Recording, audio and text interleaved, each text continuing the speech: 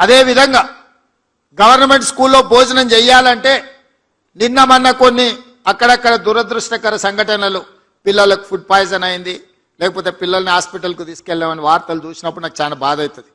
ఎందుకంటే నేను diet charges పెంచిన, కాస్మెటిక్ ఛార్జెస్ పెంచిన, ఇవాళ ఎవరైనా ఎంత ఆగర్భ శ్రీమంతుడైనా తినే సన్నబియ్యం ఇవాళ పేదోళ్ళకి ఇచ్చిన పాఠశాలల పిల్లలకు పెట్టమని నేను చెప్పిన. క్వాలిటీ ఫుడ్ ఇవ్వండి అని చెప్పిన. ప్రతి స్కూల్కు ఒక ప్రభుత్వ అధికారికి బాధ్యత ఇచ్చిన. ఇప్పుడు నేను మా టీచర్లను విజ్ఞప్తి చేస్తున్నా, మీరు కూడా వాళ్ళతో భోజనం చేయండి. వీళ్ళు ఉన్నప్పుడు నేను కూడా వచ్చి వాళ్ళతో భోజనం చేస్తా.